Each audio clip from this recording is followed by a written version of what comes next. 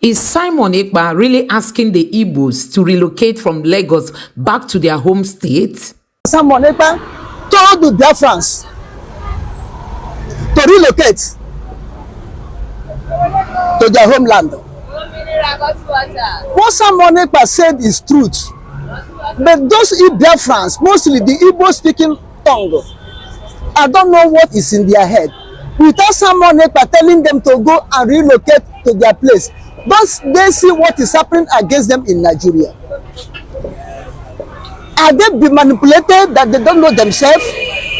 So guys, I don't agree with this. Honestly, I am a believer of one Nigeria, and I believe that together we are stronger. Together we can do greater things, honestly. But the question remains, is it really safe doing business in Nigeria? Let's remove the Igbo sentiment. So guys, there is this man who has been trending because his property, I mean his gigantic property, is about to be demolished by the Lagos state government. This man said he sold all his properties in the US, he sold those in Europe, he borrowed more money and added to the money he made from the sale of those properties and brought everything to Nigeria to invest in this project. And now Lagos State is saying that they want to demolish that property because it contravenes the plan for Lagos. So guys, you need to take your time, take a cup of coffee, relax and listen to the pathetic story of this man. And like, you know, when things like this happen and it has to do with somebody who has, you know, Igbo traits in him, people tie tribalism to it, that is because he's an Igbo man and all that. But I'm not going that route. I just want you to like see it from, you know, being a Nigerian and a patriotic Nigerian. Listen to the story of this man and tell me if you think it's safe for people to come to Nigeria to invest. So Landmark is a business I started 27 years ago. I started it in Europe, went to America, came into Africa, and made a debut in Nigeria in 2003. And we bought this site in 2007, so a good 17 years ago. Over the period of time, we sold our European and American business, introduced all the money into Nigeria, borrowed and raised capital in excess of $100 million. So it's my life's work. So there's that emotional part to it. And that's quite painful because I'm back to Nigeria all the way. So to do that, I've received thousands of calls from people, in fact, you know, goodwill messages, people I don't know. I've had 3 presidents in Africa call me. I've had 2 former presidents. It's painful. Having said that, you know, this is something we recover from for the simple reason that, you know, we are having discussions. The government at all levels have confirmed that they're going to support businesses. We're looking for FDI injection. So I do believe that we will resolve this. But my initial emotions were that of serious concern, great concern and pain. All right, let's get to some facts, because I saw that about maybe 14 businesses will be affected in that area. And we know the numbers when it comes to your business in terms of your investment with employees directly and indirectly, and the number of tourists that comes through, especially your 2023 record. But let's talk about this particular project. As of the time you were purchasing the portion where you're doing your business, were you aware that this is going to be routed through the Lagos-Calabar Coastal Road will somehow affect the area where you're doing business now? Or this is a new development for you? We need to get that across to the public. So it's a new development, and I think all you have to do is line up the dates. We bought the site in 2007, and the Coastal Road project is a project that happened a few years after that. And it was on the Water Corporation route, the road that was designed as the Coastal Road exists. And if you show aerial pictures, you will see that. And we are ground zero of this Coastal Road project. This is where the Coastal Road starts. So the Water Corporation road, the alignment is there, the feeder roads have been done, and you probably know, I don't know whether you've been here before, but you probably know that over the last sort of few years we have, you know, appealed the federal government kindly repaired the feeder lanes for that road. You can see it behind those towers, right? So all of a sudden there is a move. So that's the Water Corporation road on the right. You can see the median in between, which is where the coastal road was meant to be. So that realignment, for some reason, has just been moved straight to our beachfront.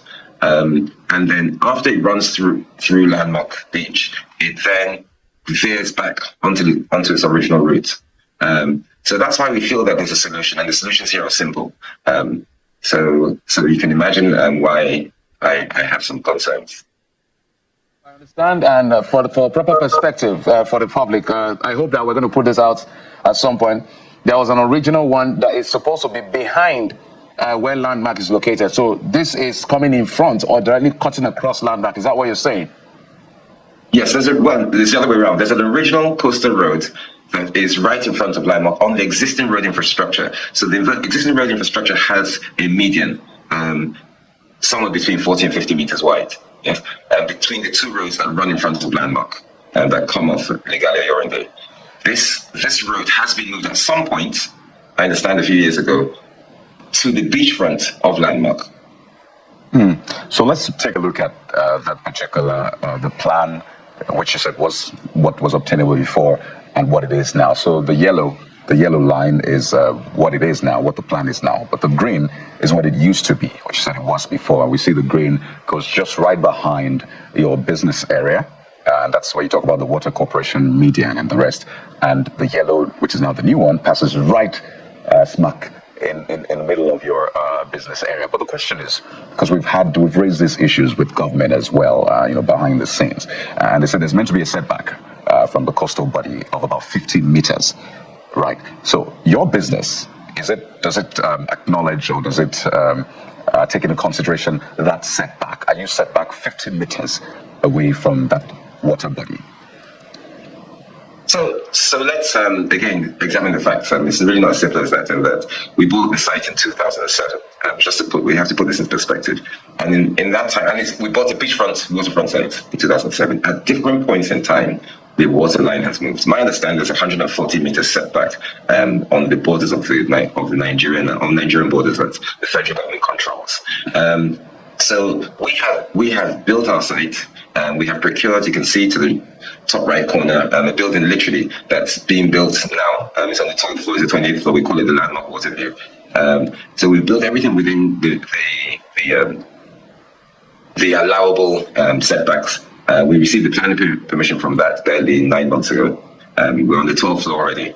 So I'm not quite sure what you were saying, but by and large, since 2007, we've had 4 different planning consents, and every time that has been given to us, we haven't operated in the dark. We've been here for 17 years. We've invested. Various officials across the world have been here. We've had celebrity events here. I'm sure everybody knows Landmark, and that's probably why I'm receiving a number of calls.